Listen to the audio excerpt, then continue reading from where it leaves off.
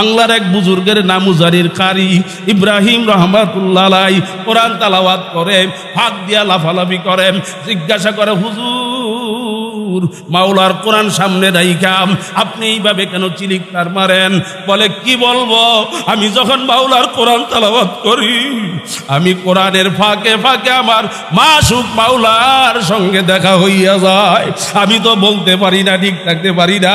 শাইখুল হিন্দ হোসাইন আহমদ মাদানী রহমতুল্লাহি আলাইহি, যিনি নবীজির বংশধর, হোসাইন আহমদ মাদানী রহমতুল্লাহি আলাইহি, তেনার জীবনী ইতিহাসের মধ্যে পাওয়া যায় তিনি একবার সফর করতেছেন, বহু দূরে সফরে যাচ্ছেন, ট্রেনে করে সফর করতেছেন। ট্রেনের মধ্যে দেখবেন মানে সিটগুলা যে থাকে, ট্রেনের সিটগুলা মুখোমুখি হয়, সামনাসামনা হয়। এক সিটের মধ্যে হোসাইন আহমদ শাইখুল হিন্দ হোসাইন আহমদ মাদানী রহমতুল্লাহি আলাইহি বসা। তার সামনের সিটের মধ্যেই, বরাবর সিটের মধ্যে বসা ছিল এক হিন্দু ভদ্রলোক। কয়েক ঘন্টা বসে থাকার পরে রেলগাড়ির টিটিকে বলতেছে, টিটি ভাই, আমার একটা উপকার করতে পারেন? বলে, কি উপকার? বলে, আমার সিটটাকে কোনো অবস্থাতে পরিবর্তন ঘটানো যায়? বলে, আপনার এখানে কি অসুবিধা? বলে, যে অসুবিধা এটা আমি তোমাকে বোঝাতে পারবো না, তেমন কোনো অসুবিধা নেই। হিন্দু ভদ্রলোকটা বলতেছে, প্রয়োজনে আমাকে অন্য বগিতে ঢুকাইয়া দাও, কোনো বাঙ্গা সিটের মধ্যে আমাকে বসাইয়া দাও, তাও আমাকে সিটটা পরিবর্তন করে দাও। বলতেছে, কোনো পাগলও তো ভালো সিট রাইখা খারাপ সিটের মধ্যে ভাঙ্গা সিটে যাইতে চায় না, আপনি এরকম পাগলামি করতেছেন কেন? বলে, বেটা তোমাকে কি বুঝাবো, আমার সামনে যে একটা সাদা মাঠা লোক দেখতেছ, দেখতে বোঝা যায় একবারে সাদা মাঠা লোক, একবার সাধারণ মানুষ, পাবলিক, মানে একটা জুব্বা গায়ে, মাথায় একটা টুপি, মুখের মধ্যে নবীর সুন্নত দাঁড়িয়ে আছে। এই লোকটা মানে দেখতে বোঝা যায় সাধারণ, কিন্তু লোকটার মধ্যে আজকে মারেফতের আগুনের অভাব নেই। আল্লাহ সুবহানাল্লাহ। যে আমি যে তার সামনে আর বসে থাকতে পারতেছি না, আমি যে আর সহ্য করতে পারতেছি না, সে তো আমাকে দেখে না, সে তো তার নজর হেফাজত করে নিচের দিকে তাকিয়ে আছে, কিন্তু আমি যে কয়েক ঘন্টা তার সামনে এই পর্যন্ত বসে আছি, আমি যে তাকে বারবার দেখতেছি, আমার ভিতর অবস্থা তো ভালো না। আমি বারবার যে তাকে দেখতেছি, সে তো আমাকে দেখে না, কিন্তু আমি দেখার কারণে আমার ভিতর থেকে কলেমা বের হয়ে আসছে। আমি তো আর কিছু সময় এখানে বসে থাকলে আমাকে কারো মুসলমান বানানো লাগবে না, আমি অটোমেটিক মুসলমান হয়ে যাব। ভাইয়ের আমার, সোহবত ঠিক মতো আপনি আখেরাতের পথে চলবেন, এই জন্য আপনাকে ভালো লোকের সোহবতে থাকা চাই। এমন একজন বুজুর্গের আগমন এই জায়গায় আজকে হয়েছে, আমরা খুশি না বেজার?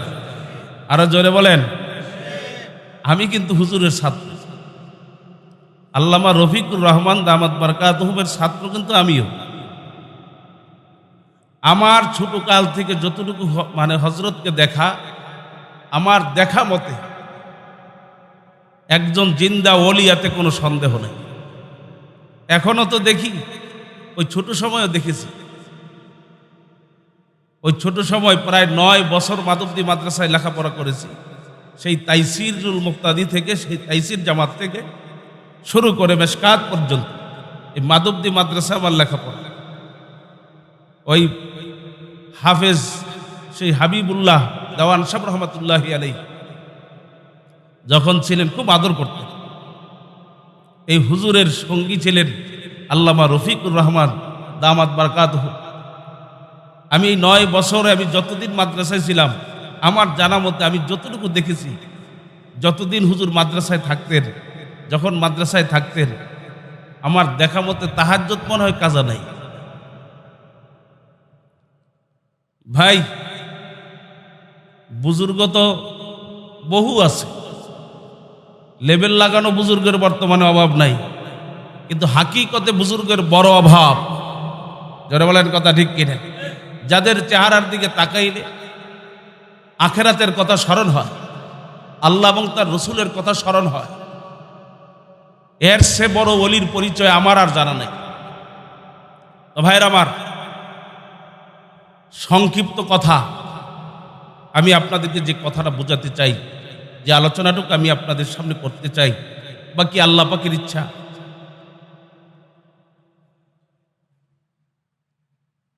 আসলে জান্নাতি মানুষ হতে হলে, জান্নাতে যাইতে হলে, বুজুর্গ হতে হলে আপনাকে বুখারী শরীফ পড়তে হবে না, আপনাকে মুসলিম শরীফ পড়তে হবে না, আপনাকে তিরমিজি শরীফ পড়া লাগবে না, আবু দাউদ শরীফ আপনাকে পড়া লাগবে না। অনেক আম মানুষ আল্লাহ ওয়ালা হয়ে কবরে যাওয়ার সুযোগ আছে না নাই? আরো জোরে বলেন আছে না নাই? বয়স্ক মাদ্রাসা থেকে এতটুকু আমাদের আজকের আলোচনা থেকে অন্তত বোঝা দরকার। কত এরকম মূর্খ মানুষ আল্লাহর ওলি হয়ে তারা কবরে গেছে। বাতাসের উপর দিয়ে উড়ে গেলে আল্লাহর ওলি হয় না, পানির উপর দিয়ে হেঁটে চলে গেলে সে আল্লাহর ওলি হয় না। গার হাওয়া পে উড়তা হায় রাতো দিন, গার হাওয়া পে উড়তা হায় রাতো দিন, করকে সুন্নাত জু করে ও শয়তানগীর। একটা মানুষ বাতাসের উপর দিয়ে উইরা যায়, পানির উপর দিয়ে হাইটা যায়, বাজান সে আল্লাহর ওলি না যদি তার মধ্যে সুন্নতের খেলাফ থাকে। যারা বলেন কথা ঠিক কিনা বাজান? ইবনুল জাওজি রহমাতুল্লাহি আলাই, ইবনুল জাওজি রহমাতুল্লাহি আলাই তার সফওয়াতুল সফওয়ান কিতাবের মধ্যে, সফওয়াতুল সফওয়ান কিতাবের মধ্যে ইবনুল জাওজি রহমাতুল্লাহি আলাই একটা ঘটনা উল্লেখ করেছেন। ওই জমানার মধ্যে, ওই যুগের মধ্যে একজন বুজুর্গ ছিল, আবু আবদুল্লাহ রহমাতুল্লাহি আলাই, শায়েখ আবু আবদুল্লাহ রহমাতুল্লাহি, শায়েখ আবু আবদুল্লাহ রহমাতুল্লাহি আলাই। তিনি মসজিদের ইমাম ছিলেন, মসজিদে নামাজ পড়াতেন। একজন মুসল্লি মূর্খ মানুষ তার পিছনে 5 ওয়াক্ত নামাজ তাকবীরুল্লাহ সহকারে, জামাত সহকারে আদায়। একদিন হঠাৎ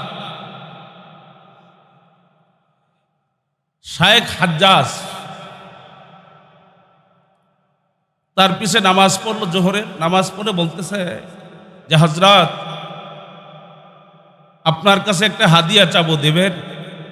একটা জিনিস হাদিয়া চাবো, দেবেন?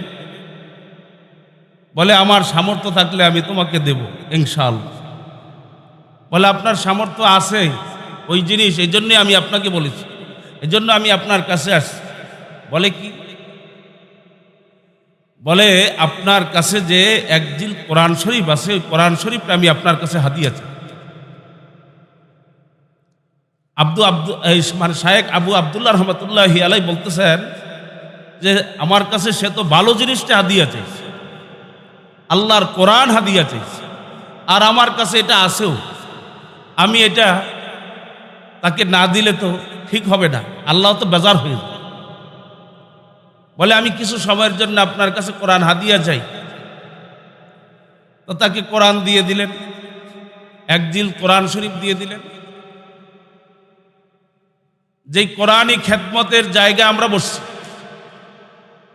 ভালো করে বুঝবেন, পর্দানিশীর মা বোনদেরকে বলবেন, আপনি বড় আলেম হতে পারেন নাই, বড় আলেমা হতে পারেন নাই, আপনি বুখারী শরীফ পড়তে পারেন নাই, 12-14 বছর মাদ্রাসায় কষ্ট করে লেখাপড়া করতে পারেন, কিন্তু আপনি কোরআন শিকার পিছনে যে মেহনত করতেছেন, ভালো করে বুঝবেন এই কোরআনের মূল্য।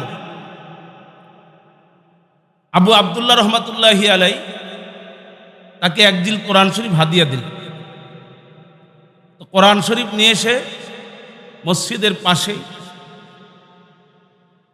সামান্য অধূরে তার একটা হুজরা আছে, ওই হুজরায় চলে গেলেন। হুজরায় চলে যাওয়ার পরে আসরের আজান হল, আসরের নামাজ জামাতে হল। আসরের নামাজে ওই হাজ্জাজ আসে নাই। মাগরিবের নামাজ হলো, মাগরিবের নামাজের মধ্যেও হাজ্জাজকে পাওয়া যায় না। এশারের নামাজ হয়ে গেল, এশারের নামাজের মধ্যেও হাজ্জাজকে দেখা যায় না। যেই লোকটা ৫ ওয়াক্ত নামাজ তাকবীর সহকারে এই মসজিদে জামাত সহ আদায় করে, এই লোকটা ৩ ওয়াক্ত নামাজ চলে গেল, আসতেছে না, কারণ কি, কোথায় গেল? আবু আবদুল্লাহ শায়েখ আবু আবদুল্লাহ রহমাতুল্লাহি আলাইহি তিনি চিন্তা করলেন, তিনি চিন্তিত হয়ে পড়লেন। দেখি একটু তার খোঁজখবর নিয়ে তার হুজরায় গিয়ে মেহমান এরকমভাবে দরজা নক করলেন, সালাম দিলেন, কোনো সালামের জবাব আসে না। দরজা খুলে ভিতরে গিয়ে দেখতেছে হাজ্জাজ এমনই একজন কোরআন প্রেমিক, এমনই একজন কোরআনের আশিক। একটা বাচ্চা যেমন মায়ের গলা ধরে ঘুমিয়ে থাকে, মায়ের বুকে যেমন ঘুমিয়ে থাকে, এরকমভাবে মা যেমন বাচ্চাকে বুকে ধরে ঘুমিয়ে থাকে, ওই হাজ্জাজ ওই একজিল কোরআন শরীফ হাদিয়ে নিয়ে তার বুকের মধ্যে এইভাবে জাপড়িয়ে ধরে ঘুমিয়ে আসেন, তার মারে তিনি চলে গিয়েছেন। কান্না সুবহান। শায়েখ আবু আবদুল্লাহ রহমাতুল্লাহি আলাইহি চিন্তা করতেছেন, এই এত রাত্রে আমি একা একা মানুষ পাবো কোথায়? তাকে একা একা তো গোসলও দেওয়া যাবে না, কিভাবে আমি গোসল দেব? এত গরিব ছিল যা চিন্তাও করা যায় না, যে তাকে যে কাফনের কাপড় পরাবে এমন কোনো ভালো কাপড় তার সঙ্গেও ছিল না। আবু আবদুল্লাহ রহমাতুল্লাহি আলাইহি একটা 4 পাওয়ালা চৌকি, যেটা আমরা বলি, চৌকি এনে তাকে একটা গোসলের ব্যবস্থা করার জন্য তিনি প্রস্তুতি গ্রহণ করছেন। এমত অবস্থার মধ্যে তিনি সব রেডি করবেন এবং মনে মনে চিন্তা করলেন যে এখন তো এত রাত্রে একা একা তো কোনো কাজ করা যাবে না। ওই ফজরের সময় মুসল্লিরা আসবে, প্রয়োজনে পুরো এলাকাবাসীকে সঙ্গে নিয়ে তার গোসলের কাফন দাফনের ব্যবস্থা করব। তিনি চিন্তা করতেছেন, এরকমভাবে খেয়াল পেশ করতেছেন, একা একাই খেয়াল পেশ। এর মধ্য দিয়ে তিনি এটাও চিন্তা করলেন, যেহেতু কাফনের কাফন তেমন তার কোনো এরকম কোনো কাপড় নাই, আমার সঙ্গে যে চাদর আছে, আমার চাদরটা প্রয়োজনে তাকে কাফনের কাপড় হিসেবে হাদিয়ে দিই। কান্না সুবহানাল্লাহ। তিনি এভাবে চিন্তা করতেছেন, এরই ভিতরে হঠাৎ একটা আওয়াজ হয়। ওই খাটের সাইডে একটু এই 2টা এহরামের কাপড় ওখানে পড়ে আছে। হাজ্জাজ রহমাতুল্লাহের পাশেই সুন্দর একটা জায়গার মধ্যে 2টা এহরামের কাপড় পড়ে আছে। আওয়াজ হওয়ার পরে নজর করে দেখে 2টা এহরামের কাপড় পরে চকচক করতেছে, তার থেকে মেশকের ঘ্রাণ আসতেছে। আবু আবদুল্লাহ রহমাতুল্লাহি আলাইহি, শায়েখ আবু আবদুল্লাহ রহমাতুল্লাহি আলাইহি তেনার আর বুঝতে বাকি নেই যে এটা শায়েখ হাজ্জাজের জন্য আল্লাহ জান্নাত থেকে কাফনের কাপড় পাঠিয়েছে।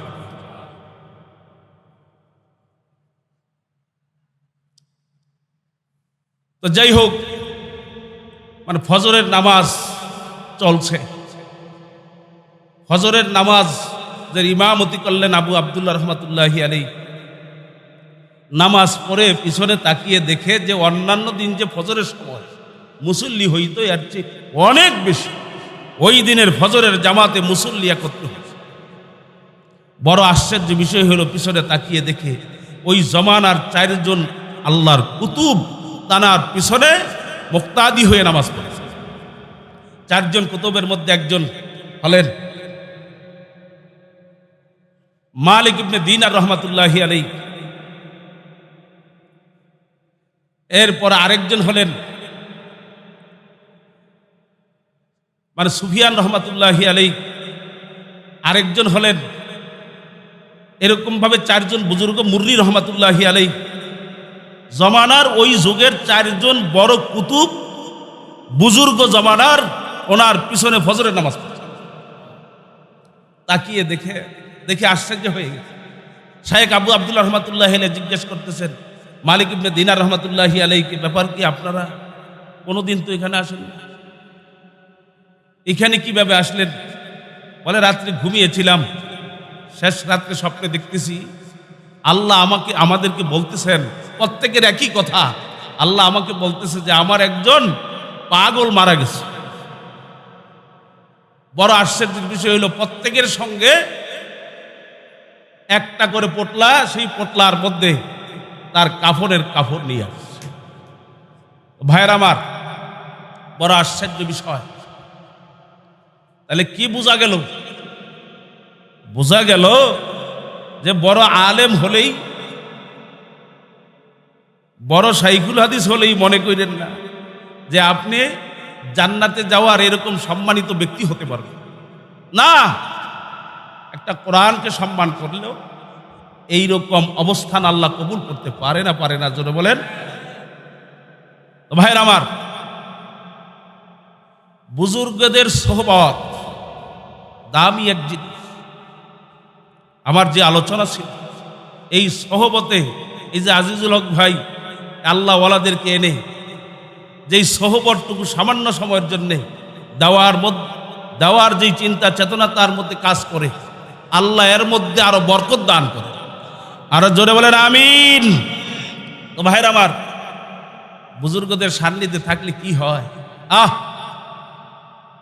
এমনই একজন আমাদের সৈয়দ বেলায়েত হোসেন ভাই অধ্যাপক মরহুম, যা চিন্তাও করা যায় না।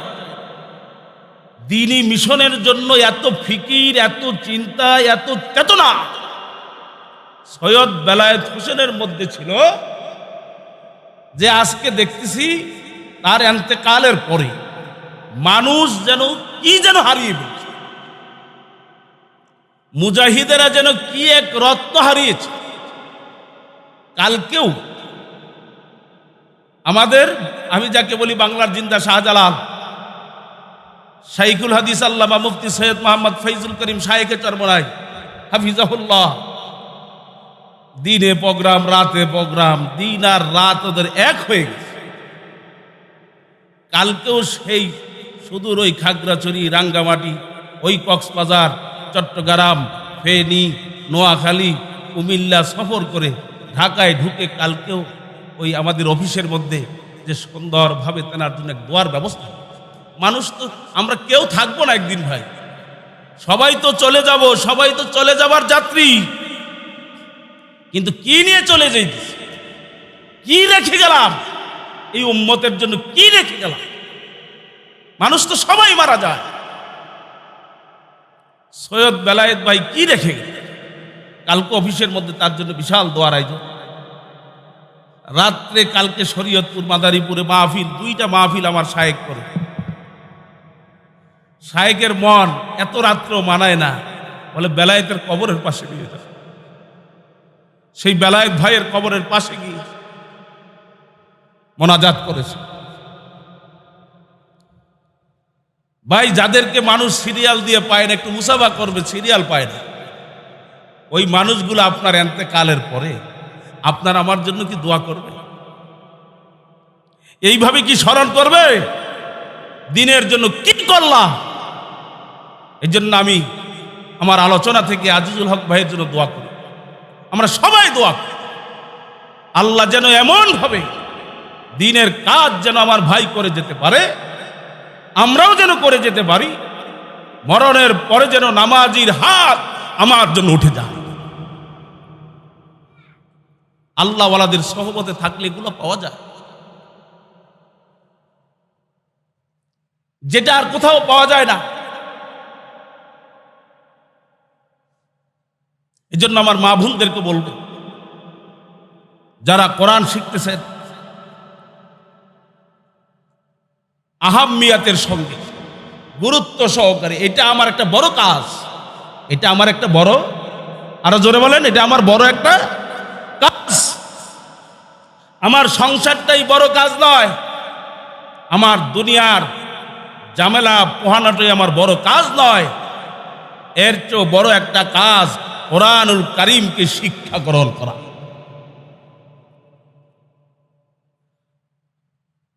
কুতুবুল আলম সৈয়দ ফজলুল করিম রহমাতুল্লাহি আলাইহি, তার জবানে শুনেছিলাম, তিনি আলোচনা করে করে বলতেন আর কাঁদতেন যে বাবা, আমার আব্বাজান রহমাতুল্লাহ আলাইহি কুতুবুল আলম সৈয়দ ইসহাক রহমাতুল্লাহ আলাইহি হঠাৎ একদিন বিছানায় পাওয়া যায় না। ওই গভীর রাত্র বিছানায় পায় না। আম্মা বলতেছে, তোর আব্বা কোথায়? ইস্তেঞ্জাখানায় গেল, সেখানেও নাই। কুতুবখানা আছে, চরমোনাই গেলে দেখবেন কুতুবখানায় তালাশ করে আল্লাহর ওলিকে কুতুবখানা পাওয়া যায় না। কুতুবুল আলম সৈয়দ ইসহাক রহমাতুল্লাহ আলাইহিকে তালাশ করে, নদীর এলাকায় বাড়ি, নদীর পারে পারে তালাশ করে, ওই নদীর পারেও আল্লাহর কুতুবের পায় না। মসজিদে নামাজ পড়তে গেলনি, মসজিদে যাইয়া আল কারিম মসজিদের মধ্যে বাইতুল কারিমে তালাশ করে পাওয়া যায় না।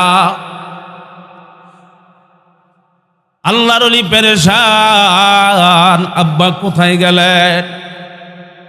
কোথাও যখন পায় না, ওই জোর জঙ্গলের ভিতরে বাঁশের জোরের মধ্যে থেকে দেখা যায় কান্নার আওয়াজ। পুষমায়া রাত্র, পুষমায়া শীত, বড় কঠিন শীত। এই পুষমায়া শীতের মধ্যে ওই বাঁশের জোর থেকে কান্নার শব্দ। আল্লাহর কুতুব ফজলুল করিম রহমাতুল্লাহ আলাইহি দৌড়াইয়া যাইয়া দেখে আব্বাজান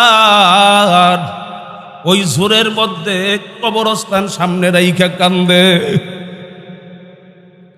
পুষমায়া রাত্র, বাজানি কনকনে শীতের মধ্যে আল্লাহর কুতুব আশ্চর্য দেখে কান্দে। বাবাজানের অবস্থা কি? গায়ের মধ্যে একটা পাতলা গেঞ্জি ছাড়া আর কিছু নাই। কবরস্থানের দিকে তাকাইয়া কান্দে, ওরে আমার মাওলা, ওরে আমার মাসুক রে, তুমি যদি আমারে মাপ নাই করো, আমি একা কেমনে থাকব ওই অন্ধকার কবরে? আমার প্রাণ পাখিরে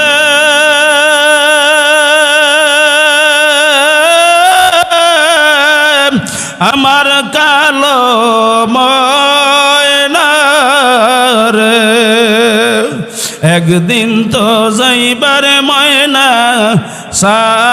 সারিয়া, একদিন তো যাইবারে পাখি উড়িয়া। ছেলে মেয়েরা পাশে বসে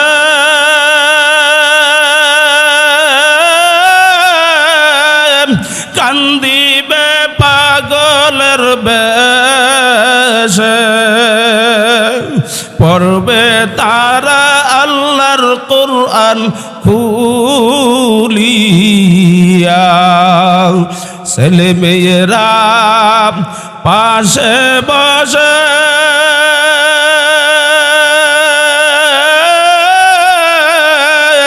কান্দিবে পাগলের বেশে, পড়বে তারা আল্লাহর কোরআন খুলিয়া। বড় বাড়ি বড় ঘর, কিছুই না কিছুই না ও মার, অন্ধকার কবরে রইব পড়িয়া।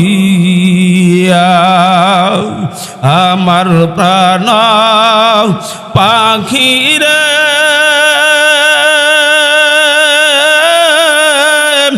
আমার কালো ময়না রে, একদিন তো যাইবারে ময়না সারিয়া, একদিন তো যাইবারে পাখি উড়িয়া। ও আল্লাহর বান্দারা, এই দুনিয়া থাকার জায়গা না, কেউ বাজান থাকতে পারে নাই, আপনি এবং আমিও কিন্তু পারবো না। কিন্তু বাজানকে কি নিয়ে কবরে রওনা করলাম। আল্লাহর কুতুব ফজলুল করিম রাহমাতুল্লাহ আলাইহি কান্দার বলে, বাজান এই অবস্থায় আপনি কানতে কানতে পুষ্পময় শীতের মধ্যে সারাটা শরীর ঘামে ভিজা, বাজান কলবের মধ্যে কত হিট, কলবের মধ্যে কত আগুন। বাজান এই আল্লাহর কুতুবদের কাছে গেলে মানুষ এমনি কিন্তু পরিবর্তন হয় না, ওদের কলবের মধ্যে আজকে মারেফতের বড় আগুন। কি জোরে বলেন, কথা ঠিক নেবে। বাজান হোসেন আহমদ মাদানী রহমাতুল্লাহ আলাইহি তার জীবনী পড়লে দেখবেন, আল্লাহু আকবার, শাইখুল হিন্দ হোসেন আহমদ মাদানী রহমাতুল্লাহ আলাইহি বাজান কোনো সময় আল্লাহর ওলি যখন জামা কাপড় পরতেন, বাম দুদেল দুই আঙ্গুল নিচে বাজান একখানা গোস্তের টুকরা, তার নাম কলব বাত্তা। বাজান এই গোস্তের টুকরা পরিমাণ জায়গাটুকুন ওই জামা কাপড় উপর দিয়া পর্যন্ত হলুদ হইয়া গেছে। বাজান এই কলবের মধ্যে আজকে মারেফতের কি পরিমাণ আগুন ধরাইছে, ওই কলবের মধ্যে আমার মালিকের কিভাবে বসাইছে। বাজান খাইতে গেল আমার মাওলা আল্লাহু আকবার, শুইতে গেলেও আমার মাওলা। আল্লাহর বান্দা বাজারে যায়, তালাশ করে আমার মাওলাই কই, আমার মাওলাই কই। এ আল্লাহর বান্দারা, পর্দা আমার মা বোনদেরকে বলবো, আল্লাহু আকবার। আমাদের শায়েখের চরমনের জবানে শুনছিলাম বাজার, আল্লাহর ওলি আমাদেরকে বয়ান করে শোনাইছিলেন। আল্লাহর ওলির আম্মাজান শায়েখ রহমাতুল্লাহ আলাইহির সহধর্মিনী, আল্লাহু আকবার। বাজান পিছুল খাইয়া, উস্তা খাইয়া পইরা জবান বন্ধ হইয়া গেল। বাজান কথা বলে না, কোনো কথা বলে না। সমস্ত ভাইয়েরা বিভিন্ন জায়গায় সফরের মধ্যে, আমিরুল মুজাহিদিন দৌড়ে আসছে আম্মা জানের পাশে, আইসা ডাক দেয়, আম্মা। বাজান কোনো কথা নাই, শুধু তাকাইয়া আছে। আল্লাহু আকবার, আল্লাহু আকবার। নায়েবে আমিরুল মুজাহিদিন আইসা কান্দে আর বলে, আম্মা কথা বলেন। মা কোনো কথা বলে না, বাজান শুধু তাকাইয়া আছে। একজন ছেলে আইসা আম্মা কইয়া কান্দে, বাজান কোনো কথা বলে না, শুধু তাকাইয়া রইছে। এই অবস্থার মধ্যে স্পিড বোট কইরা আল্লাহু আকবার বরিশাল শেরে বাংলা মেডিকেল হসপিটালে যখন নিয়ে গেল, বাজার নিয়ে যাওয়ার পরে ওই স্পিড বোর্ডের মধ্যে তাকাইয়া দেখে আল্লাহর ওলিরা বলছে, আম্মা জান দেখি জিব্বাটা মাওলার জিকিরে চলতে আছে। এ দুনিয়াদার পাগল আমার বাবারা, ও পর্দার আড়ালের মা বোনেরা, আল্লাহু আকবার পরে শেরে বাংলা হসপিটাল থেকে ওই ঢাকা আমাদের শায়েখের আল্লাহু আকবার, আল্লাহু আকবার আল করিম জেনারেল হসপিটালে আনার পরে 1 সপ্তাহ পর্যন্ত আইসিউর মধ্যে ছিল। 1 সপ্তাহ পর্যন্ত আইসিউর মধ্যে রাখা, কথা বলে না, জবান তার বন্ধ। যেদিন ইন্তেকাল করলো, ইনকালাব পত্রিকা সহ বিভিন্ন পত্রিকার মধ্যে উঠে গেল। মহিলা ডাক্তাররা সাংবাদিকদেরকে বলতেছে, 1 সপ্তাহ পর্যন্ত আল্লাহর বান্দি আইসুর মধ্যে ছিল, একটা কথা কোনোদিন আমাদের সাথেও বলে নাই। কিন্তু আল্লাহর বান্দিকে দেখছি জিহ্বাটা ঠোঁট দুইটা মাওলার জিকিরে চলছে। এ আল্লাহর বান্দা, বাজান কলবের মধ্যে আমার মালিকের কিভাবে বসাইছে। বাজান মরণ তো আপনারও হবে, মরণ তো আমারও হবে। বাজান কে কি নিয়ে কবরে রওনা করলাম বুঝা শুই না, তারপরে আমার মালিকের না লইয়া ওই কবরে যাইও না। বাজান কবরে সাথী নাই, বাতি নাই, আত্মীয় নাই, স্বজন নাই, বিছানা নাই, বালিশ নাই, বন্ধু বান্ধব বলতে কবরে কেউ নাই। ওই কবরে যদি আমার মাওলাকে আপন বানাইয়া যাওয়া যায়, বাজান তোমার আমার মালিক ফিরাইয়া দিবেন না। আল্লাহ আমার মালিক ডাক দিয়া বলবে, কবরের মাটি সাবধান, আমার একজন পাগল, আমার একজন আশেক কবরে আসছে, ও মাটি সাবধান, বেয়াদবি কইরো না। আমার মালিক ফেরেশতাদেরকে ঘোষণা করবেন, ফেরেশতারা আমার বান্দির কবরটা, আমার পাগলের কবরটা বেহেশতের বাগান বানাইয়া দাও। এ দরিয়াদার পাগল আমার বাবা, পাগল কাকে বলে রে বাবা? ওই আফসার উদ্দিন পাগলা চরমনের কুতুবের মরিদ ছিল, অনেকেই শুনছেন। আফসার উদ্দিন দরবেশ, তার বাড়ি ছিল বাজান গাজীপুরে বোট বাজারে। আফসার উদ্দিন পাগলা বড় গরিব মানুষ, ওই চরমনের জমিনে থাকতো শুনছি। আল্লাহ 3 দিন 3.5 দিন পর্যন্ত পানিটা ছাড়া আর পানটা ছাড়া কিছু খায় নাই। আমার মাওলাকে এমন ভাবে ডাকতো, আমার মাওলার এরকম রাজি খুশি করছে। আল্লাহ ইন্তেকালের পূর্বের ঘটনা, আল্লাহর বান্দা হঠাৎ করে তার পেটের মধ্যে এমন ব্যথা সহ্য করা যায় না, কোনো ডাক্তার কবিরাজ ঔষধে ভালো হয় না। আল্লাহু আকবার। ঢাকার মধ্যে বাজানে হসপিটালে আল্লাহর বান্দাকে ভর্তি করা হইল। বাজান ভর্তি করার পরে ডাক্তার পরীক্ষা নিরীক্ষা কইরা বলতেছে, আফসার তোমার এই পেটের যে ব্যথা 24 ঘন্টার মধ্যে যদি তোমার অপারেশন করা না হয়, আল্লাহু আকবার, আল্লাহু আকবার, 24 ঘন্টার মধ্যে যদি তোমার অপারেশন না হয় তাহলে তুমি মারা যাবা, তোমার অবস্থা বেশি ভালো হবে না। আফসার উদ্দিন দরবেশ কান্দে, ডাক্তার জানাইয়া দিল 80,000 টাকা লাগবে এই পরীক্ষার জন্য। পাগলা কান্দে, টাকা নাই, পয়সা নাই, কিভাবে এই টাকা জোগাড় করবে? আফসার হাসপাতালের বেডে ভৈরা বাজান কান্দে। এই অবস্থার মধ্যে বাজান একজন বড় লোক ছিল, তার বড় মহাব্বতের, লালবাগে, ঢাকায় লালবাগে তার বাড়ি। তাকে টেলিফোন কইরা কান্দে আর বলে, ভাই পেটের ব্যথা সহ্য করতে পারি না, আপনি আমাকে একটু সহযোগিতা করেন, 80,000 টাকা লাগবে। ওই পাগলা ডাক দিয়া বলে, আফসার তুমি কোনো চিন্তা কইরো না, পাগলার টাকা রেডি আছে, তুমি কোনো চিন্তা কইরো না, অপারেশন কালকেই হবে সকাল 9টায়, কোনো দেরি হরা হবে না। দৌড়ে পাগলার টাকা পাঠাইয়া দিল। বাজান ডাক্তার সকালে অপারেশন করবে। এখন ওই পাগলায় আফসার পাগলা হাসপাতালের বেডে পইরা কান্দে আর বলে, ডাক্তার আমি আপনার কাছে একটু রিকোয়েস্ট করতে চাই, অপারেশন করেন, তবে আমাকে একটা দিন সময় দেন, কালকে অপারেশন করেন। বলে 1 ঘন্টাও সময় তোমাকে দেওয়া যাবে না, এখনই তোমার পরীক্ষা করা লাগবে, নচেত কোনো 19-20 হইলে আমরা দায়ী থাকবো না। বলে আপনারা কোনো দায়ী নাই। বলে আমার মালিকের আমি বহুত বুঝানোর চেষ্টা করছি, আমার মাওলা বড় আমার আপন, আমার মালিক বড় দয়ার, আমার মালিক বড় মায়ার। আমার মালিকের কেউ যদি বুঝাইতে পারে, মাওলায় বুঝে, মালিকের চেয়ে বড় আপন কেউ নাই। ও ডাক্তার, গত রাত্রে আমার মালিকের সঙ্গে কথা হয়েছে, আমার মালিকের আমি বুঝাইছি,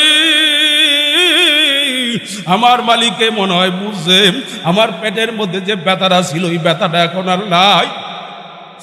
আপনি আমার একটু আবার পরীক্ষা করেন, আবার পরীক্ষা কইরা আগের দিনের রিপোর্ট আর আজকের রিপোর্ট একত্র কইরা তাকাইয়া দেখেন পূর্বের রিপোর্টের সঙ্গে কোনো আজকের রিপোর্টের কোনো মিল নাই। বাজান ওই মাওলার কোরআন, ওই মালিকের কালাম, কালাম পড়ে তো মালিকের সঙ্গে কথা হয়। বাংলার এক বুজুর্গের নাম মুজারির কারি ইব্রাহিম রহমাতুল্লাহ আলাইহি কোরআন তালাওয়াত করে, ফাঁক দিয়া লাফালাফি করেন, জিজ্ঞাসা করে হুজুর মাওলার কোরআন সামনে রাইখা আপনি এইভাবে কেন চিলিকতার মারেন? বলে কি বলবো, আমি যখন মাওলার কোরআন তালাওয়াত করি আমি কোরআনের ফাঁকে ফাঁকে আমার মাসুক মাওলার সঙ্গে দেখা হইয়া যায়। আমি তো বলতে পারি না, ঠিক থাকতে পারি না। বাজান ওই কোরআনের সবক আমার উস্তাদজি আল্লামা শাইখুল হাদিস আল্লামা রফিকুর রহমান দামাত বারাকাতুহুম দিবেন। আমরা খুশি না বেজার? জোরে বলেন আলহামদুলিল্লাহ। আল্লাহ রাব্বুল আলামিন মরণ পর্যন্ত এই কোরআনের সঙ্গে থাকার তৌফিক আল্লাহ আমাদের সবাইকে দান করেন। বলেন আমিন। ওয়া আখির দাওয়ানা আলহামদুলিল্লাহি রাব্বিল আলামিন।